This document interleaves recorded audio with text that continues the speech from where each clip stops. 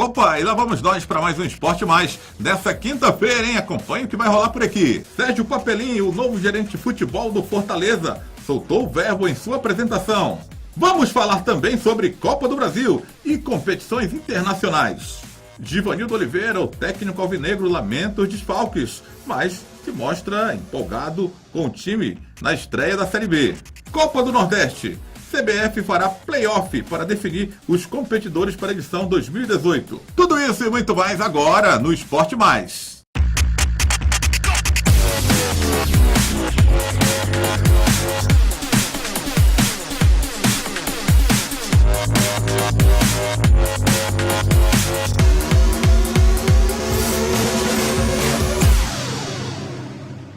Quarta-feira recheada de muito futebol. Vamos mostrar Copa do Brasil, Recopa e Sul-Americana, com brasileiros em ação.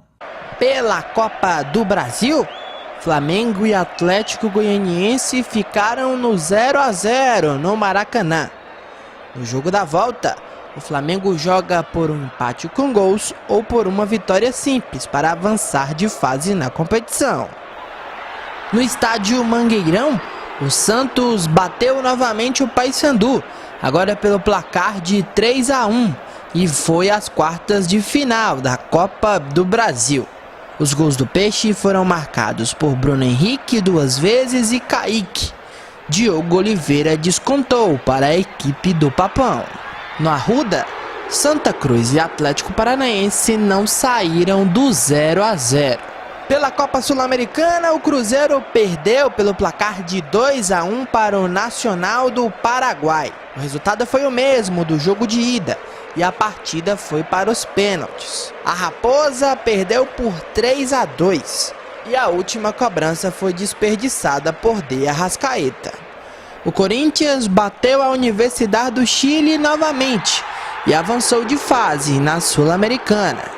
Rodriguinho e Jadson comandaram a vitória do Timão sobre a Universidade. Felipe Moura diminuiu para o time chileno. Quem também passou de fase na Copa Sul-Americana foi o Fluminense. Apesar da derrota para o Liverpool do Uruguai, com gol marcado por Ignacio Rodrigues, o tricolor passou de fase pela vitória que conquistou no jogo de ida no Rio de Janeiro.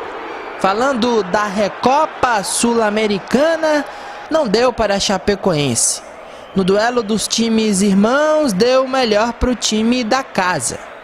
O Atlético Nacional goleou por 4-1 e levou o título.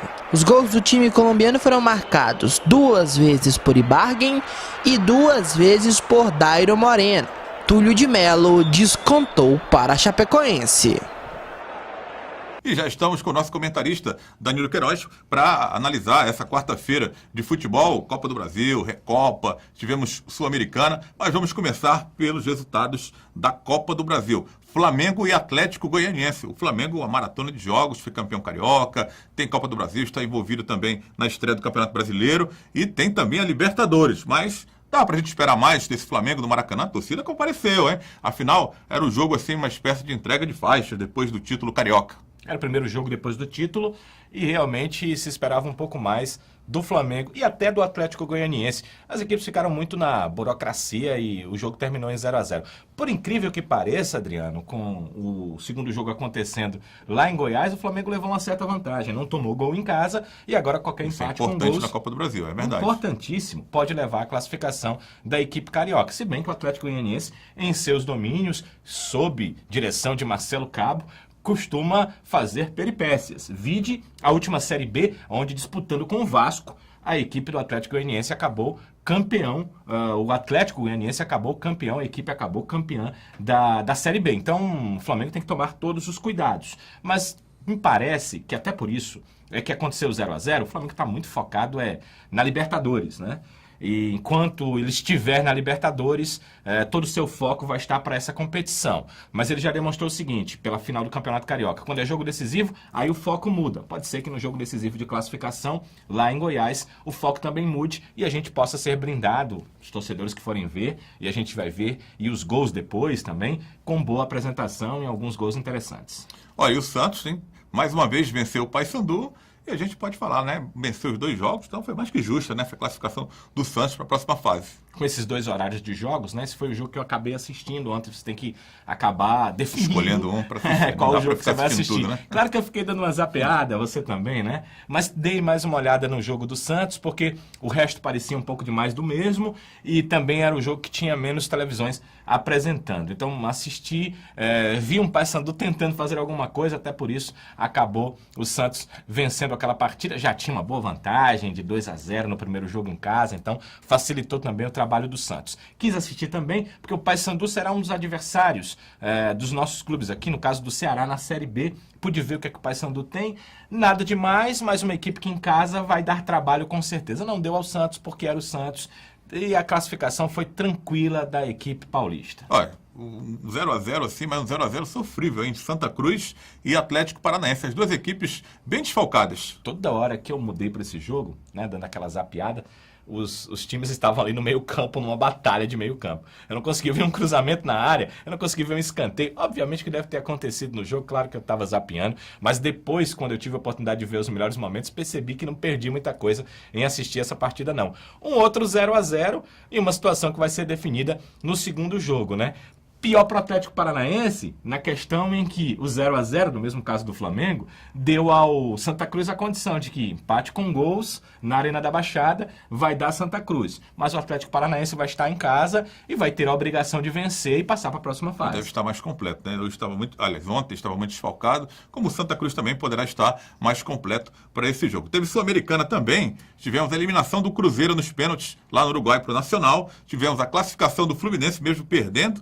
Começa a preocupar, é o 3º jogo que o Fluminense perde de forma seguida, está fazendo até uma boa campanha nessa temporada, e tivemos a classificação do Corinthians, me parecendo uma classificação mais convincente dos brasileiros, né? E tranquila. Começando pelo Corinthians, foi tranquila, não vi muitos problemas, a gente também imaginava que o Corinthians classificasse, então ele classificou e não teve maiores problemas. Em relação ao Fluminense, me parece, Adriano, que foi um pouco de ressaca do que tinha acontecido na final do Carioca, né? Os jogadores do Fluminense estavam nessa ressaca, felizmente a equipe conseguiu classificar, que foi o mais importante. Então temos Corinthians, temos Fluminense avançando. Aí no caso do Cruzeiro, né, a questão da eliminação. O Cruzeiro foi com a condição de ter vencido o primeiro jogo e estar próximo de uma classificação, mas perdeu a partida e acabou eliminado nas penalidades. A derrota para o Atlético Mineiro mesmo no no final. caso do Fluminense, né, um pouco de ressaca, né, e essa ressaca moral às vezes vai para o jogador, vai para dentro de campo.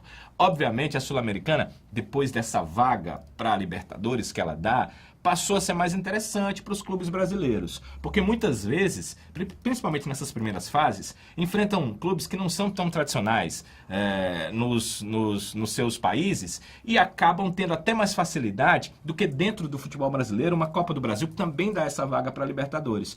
Então o Cruzeiro poderia se aproveitar disso. Não se aproveitou, agora vai ficar fora da competição. Fazer o quê? Tivemos a Recopa ontem, com a Chapecoense sendo goleada por 4-1 lá na Colômbia. O Atlético Nacional de Medellín ficou com o título da Recopa e muitos falando que foi ou seria, depois da derrota, é fácil falar isso, uma espécie de retribuição da Chapecoense pela gentileza do Atlético. Naquela ocasião que aconteceu aquela tragédia, o título acabou ficando com a Chapecoense. O Atlético não quis jogar a final, que não tinha como jogar, né? A Chape não tinha time e a Chape ficou com o título naquela ocasião e agora a retribuição seria a Recopa. Mas será que foi isso mesmo? Não acredito, principalmente pelo placar de goleada. 4-1, né? Ficou muito esquisito. Se tivesse alguma coisa combinada, não seria de goleada. Porque sempre quando se perde, vem as desculpas, né? Por que perdeu? Foi isso. Ninguém nunca perde porque meu time foi ruim. Né? As teorias de conspiração sempre estão aí. Ou porque o outro foi melhor, né? Sempre se perde porque entregamos o jogo, né? É uma teoria ridícula, não acredito nisso. O que eu acredito pensem no Campeonato Brasileiro. Vocês acreditam que a Chapecoense vai brigar pelo título? Eu não. Vocês acreditam que o Atlético Nacional vai brigar pelo título? Olha, se vocês não têm conhecimento do futebol colombiano, obviamente que vai, e é candidatíssimo ao título colombiano todos os anos. Então essa é a grande diferença. O Atlético Nacional está aqui para um Palmeiras, que fez um grande elenco esse ano, para um Flamengo, que fez um grande time também para essa temporada, está para um São Paulo, que sempre briga pelo título, está para um Corinthians, que sempre é candidato a títulos nacionais, e a Chapecoense não está nesse nível. Simplesmente isso, Adriano. Ela tem que se sobressair para conseguir bons resultados, como ela conseguiu, por exemplo, no primeiro jogo, quando venceu em casa, diante do Atlético Nacional. Então foi normal, infelizmente. O resultado é ruim, é de derrota e é por goleada. Mas foi um resultado normal se a gente olhar quem é a Chapecoense no futebol brasileiro e quem é o Atlético Nacional no futebol colombiano. Só lembrando que a Recopa é o campeão da Sul-Americana, que foi a Chapecoense, contra o campeão da Libertadores, que foi o Atlético Nacional. Se bem que a Confederação Sul-Americana, ela deu o título para os dois, ela acabou dividindo, né? Apesar do Atlético Nacional rejeitar, né? Não, vamos deixar esse título aí para a Chapecoense. Mas o título, no papel da Copa Sul-Americana, acabou ficando para os dois. E aí a Chapecoense, como um dos campeões, o Atlético Nacional com esse título... Ele não poderia se enfrentar, né? O Atlético... Então exato. Não dava para fazer um triangular de dois. Então, acabou enfrentando o Atlético Nacional. Está muito bem entregue. E para você observar uma outra circunstância, né, Adriano? O Atlético Nacional foi campeão da Libertadores e chegou à final da Sul-Americana. Uma equipe, um elenco muito bem montado, apesar de ter perdido muitos jogadores para essa temporada. Olha, vamos para o primeiro intervalo aqui no Esporte Mais, mas tem muita novidade. Tem novidades da Copa do Nordeste, hein? Novidades para 2018, mas esse ano ainda. Tem novidades no Fortaleza apresentando o Sérgio Papelim e o Givanildo Oliveira, hein? Animado para estrear na Série B do Campeonato Brasileiro.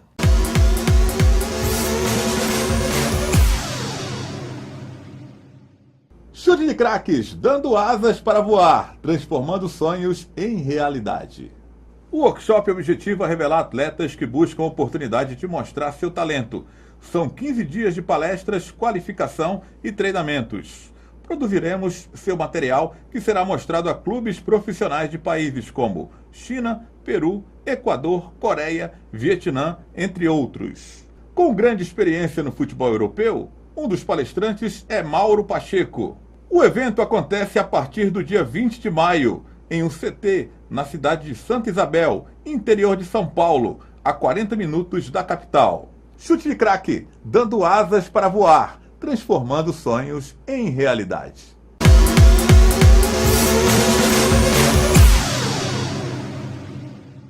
Nem terminou a Copa do Nordeste 2017, já vai começar 2018. Quer uma explicação? O Rodrigo Cavalcante explica aí para você. A diretoria de competições da CBF definiu um novo critério de participação na Copa do Nordeste, a ser implantado já em 2018. Para a competição do próximo ano, a CBF realizará uma fase preliminar, que está prevista para acontecer nos dias 24 e 31 de maio de 2017, e contará com as participações dos 6 vice-campeões dos seguintes estados: do Rio Grande do Norte, onde o vice-campeão foi a equipe do Globo, de Alagoas, onde a equipe vice-campeã foi o CSA, da Paraíba, onde o vice-campeão foi a equipe do 13, no Maranhão, onde o título será definido no STJD, pois Cordino e Motoclube vão decidir essa causa na Justiça, em Sergipe, com a equipe do Itabaiana, e no Piauí, com o River ou Altos, que ainda definirão o campeonato piauiense. Além desses times, os terceiros colocados dos campeonatos pernambucano, que também está em fase de definição, Santa Cruz ou Náutico, e do Campeonato Baiano, que foi o Vitória da Conquista, disputarão esse play-off da Copa do Nordeste. Dos 8 clubes que irão disputar a fase preliminar da Copa do Nordeste em 2017, 4 se classificarão para a competição do próximo ano. Assim, a primeira fase do certame regional será formada pelos 9 campeões estaduais de 2017, pelos vice-campeões das 3 federações melhores ranqueadas, no caso Pernambuco, Bahia e Ceará, e pelos 4 clubes oriundos da fase preliminar. Olha só, Danilo, novidades na Copa do Nordeste. Nem chegamos ainda ao final da edição 2017, mas já teremos jogos em maio, visando 2018, esse playoff aí que vai garantir alguns clubes na disputa para 2018. O que você acha desse regulamento? Vai tornar a Copa do Nordeste mais complicada em relação a forças, né? Serão mais times fortes na Copa do Nordeste, porque só os campeões de todos os estados é que vão ter acesso, e aí as federações que têm melhor pontuação no ranking da CBF é que tem a segunda equipe, ou seja, o vice-campeão também na Copa do Nordeste, são Bahia, que é a primeira do ranking entre as federações do Nordeste, Pernambuco e a do Ceará. Aí os vice-campeões também vão direto para a Copa do Nordeste. E a partir daí, como explicou aí o Rodrigo na matéria, nós vamos ter essa série de playoffs. Os terceiros colocados, Adriano, que tinham vaga direto da Bahia e de Pernambuco até então, vão se somar aos segundos colocados de todos os outros estados do Nordeste, com exceção do Ceará. Por quê? Porque o Ceará nunca teve o terceiro colocado entrando. Já deveria ter, viu? Também acho que poderia, mas aí ficaria uma questão ímpar. E eles querem um número par para poder fazer. Aí sobrou pro nosso estado. Isso. Aí para poder fazer 8, e dos 8, apenas 4 é que vão para a Copa do Nordeste do ano que vem. Essa é uma fase pré-Copa do Nordeste, não tinha a pré-Libertadores, que era muito decantada aqui no futebol brasileiro. Agora pré-Copa do Nordeste. Essa é a pré-Copa do Nordeste. Tem estreia do Ceará na Série B do Campeonato Brasileiro na sexta-feira. E Givanildo Oliveira tem desfalques, mas a equipe está motivada para fazer uma grande estreia. O Ceará realizou na manhã desta quarta-feira, em Porangabuçu, um treino coletivo antes da viagem com destino a Maceió, onde enfrentará o CRB na estreia do Campeonato Brasileiro, no Estádio Rei Pelé, na próxima sexta-feira, às 7h15 da noite. Givanildo Oliveira perdeu, além dos lesionados Ricardinho, Lele e Magno Alves, mais um jogador para o primeiro jogo do Brasileirão, o atacante Vitor Rangel. Vitor não participou do coletivo e não renovou seu contrato, que acabou hoje por conta de um pedido de aumento salarial. Sem Rangel, o Wallace pernambucano será a peça mais avançada no ataque. Outras 3 novidades na formação ficaram por conta das presenças de Pedro Ken, Alex Amado e Roberto no time principal. Seguindo no sistema 4-1-4-1, o Ceará deverá ir a campo com Everson, Thiago Cametá, Rafael Pereira, Luiz Otávio e Romário. Raul na primeira linha do meio-campo, na segunda, Richardson, Pedro Ken, Roberto e Alex Amado, mais avançado no ataque o Wallace pernambucano. Foram relacionados também o goleiro Lauro, os laterais Pio e Rafael Carioca, o zagueiro Valdo, o volante Jackson Calcaia, o meia Felipe Menezes e os atacantes Max Biancucci e Arthur. O técnico Givanildo Oliveira, ele lamenta os desfalques, mas se mostra bastante empolgado com a formação que deverá estrear na Série B. Você perde um jogador que vinha sendo titular, ainda passa. Perde 2, já começa a complicar. E 3, aí sim, aí é complicado. Mas nós vamos ver, vamos armar como nós temos hoje, a nossa situação para esse jogo é essa. E os outros que vão entrar têm que encarar e fazer o melhor. Falando do coletivo realizado na manhã de hoje, Giva se mostra satisfeito com o que viu em campo. Foi um bom treino. Até porque tem sido assim, o outro time, o Cinza, o time que está no momento na reserva, eles sempre dão trabalho, sempre estão fazendo bons treinos. Então quem lucra com isso é o Ceará. Givanildo revela que apesar da situação física do atacante Roberto, recém-contratado pelo vovô, ainda não ser a ideal, tendo condições, ele será titular. Ele está viajando, foi conversado com ele antes do treino, ainda tirei ele nos minutos finais. Como nós temos um dia ainda para o jogo, não é?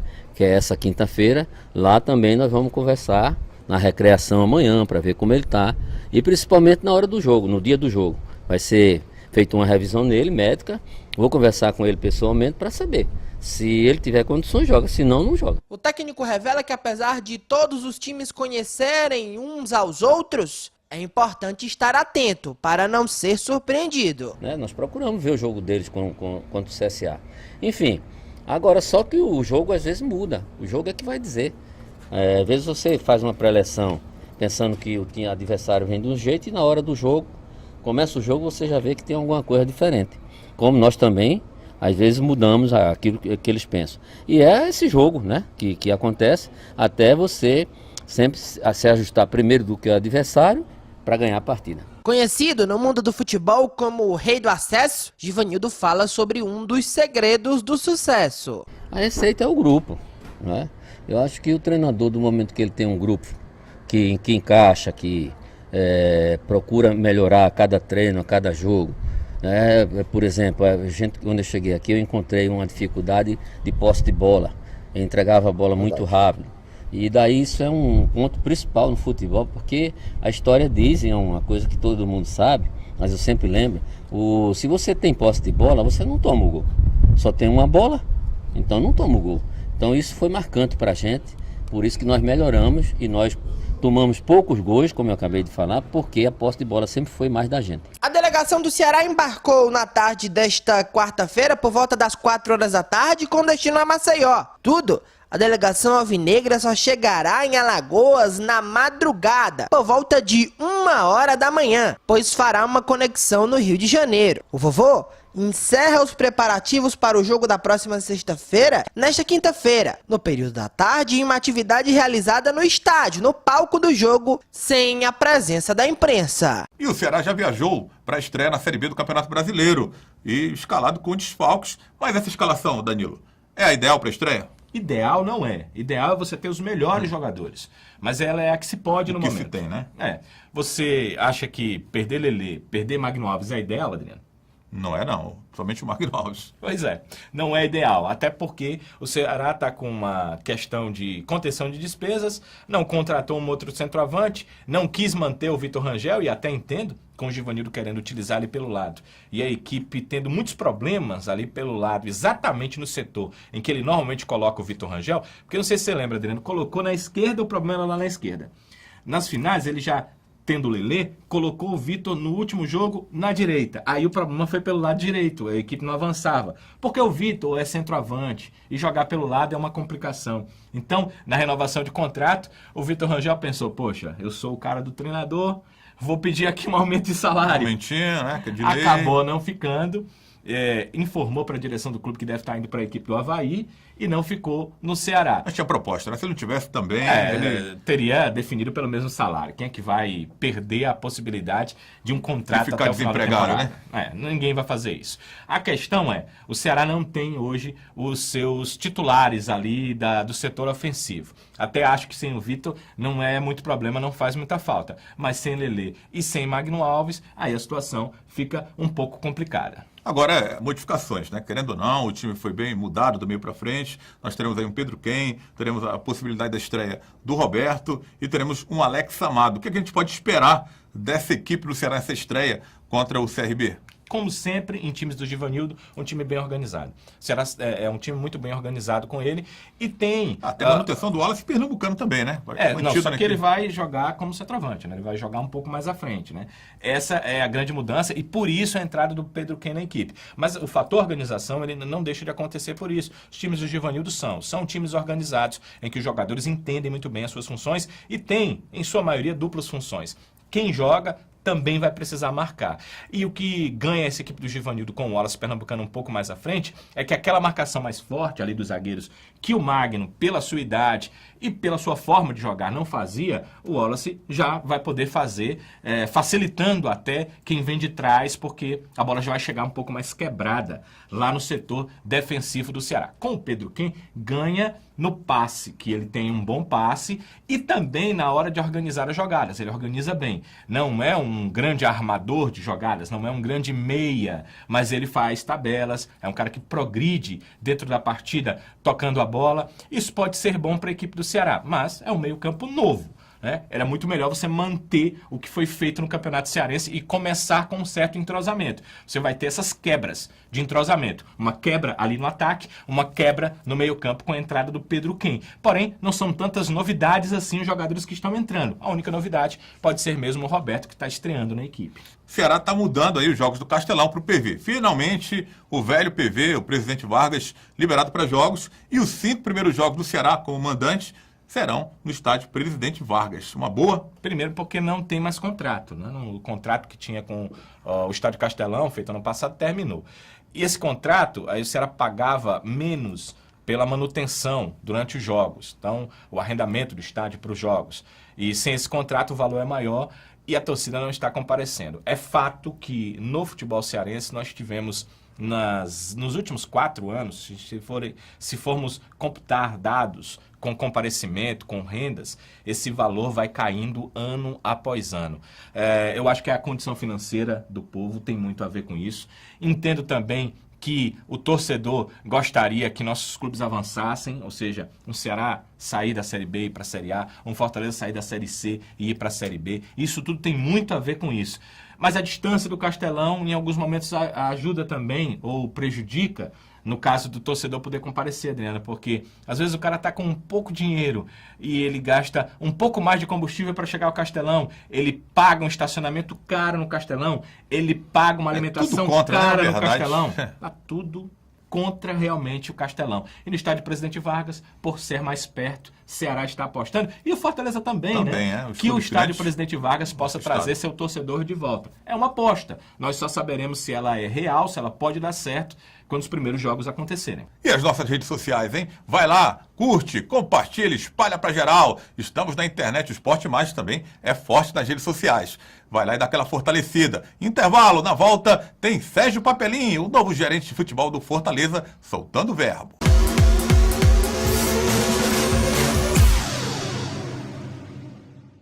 Chute de craques, dando asas para voar, transformando sonhos em realidade. O workshop objetiva revelar atletas que buscam a oportunidade de mostrar seu talento. São 15 dias de palestras, qualificação e treinamentos. Produziremos seu material que será mostrado a clubes profissionais de países como China, Peru, Equador, Coreia, Vietnã, entre outros. Com grande experiência no futebol europeu, um dos palestrantes é Mauro Pacheco.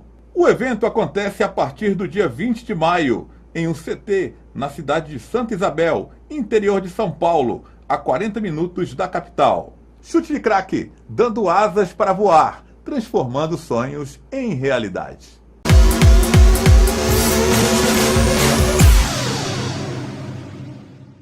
No Fortaleza, Sérgio Papelinho está de volta e voltou modificado, falando curto e grosso na sua apresentação. Nós vamos acabar com esse negócio de que vai morrer na Série C, vai morrer na Série C, me desculpe a palavra, morrer um c****. Esse ano o Fortaleza sai dessa Série C. Pode ter certeza do que eu estou falando aqui, companheiro. Esse foi o tom da apresentação de Sérgio Papelinho, novo gerente de futebol do Fortaleza. Sem meias palavras, Papelinho se mostrou feliz em retornar ao tricolor. Eu tive convite para voltar em outras oportunidades, mas tudo tem sua hora.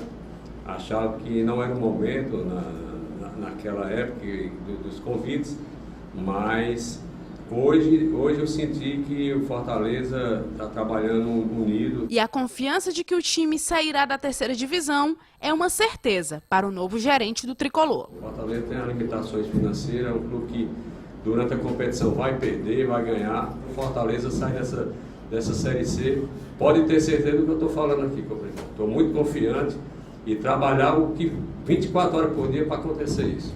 Além do gerente de futebol, o Fortaleza também apresentou o atacante Iago, recém-contratado junto ao Sergipe. Por ter passado apenas 3 dias parado, o vice-artilheiro da Copa do Nordeste já se coloca à disposição para o jogo contra o Remo no próximo domingo. Devido ao calendário da minha outra equipe, eu fiz 25 partidas, né? Então jogando os 90 minutos. Então, na minha transferência para cá, fiquei acho que 5 dias só sem treinar, mas já estou treinando aí há 2, 3 dias. Então, se o professor optar em me levar para o jogo, eu estou preparado sim. Esse é o Leão que se reforça dentro e fora de campo para conquistar o tão sonhado acesso para a Série B do Campeonato Brasileiro no ano do centenário. Uma cara conhecidíssima, Danilo, do futebol cearense e do próprio Fortaleza. Sérgio Papelinho está de volta agora, um pouco mais experiente, um pouco mais qualificado também, fez cursos, colecionou acessos, títulos e falando muito, né? Ele não era muito de falar e voltou falando demais agora. E falando até o que não deveria. Isso a gente vai tocar já já, mas eu vi, Adriano, o programa que você fez com o Rodrigo e vocês falando sobre a qualificação dele, foi até que você que tocou no ponto. E eu acho que é importante para qualquer profissional. Imagine se você, na sua profissão, que se você não fizer curso, se você não melhorar, se você não aprender as coisas novas que estão chegando da profissão, você vai ser substituído por outro. Isso aconteceu aqui no futebol cearense. Vamos imaginar 10 anos atrás e quem eram aqueles que tomavam de conta nos principais clubes dos setores de futebol.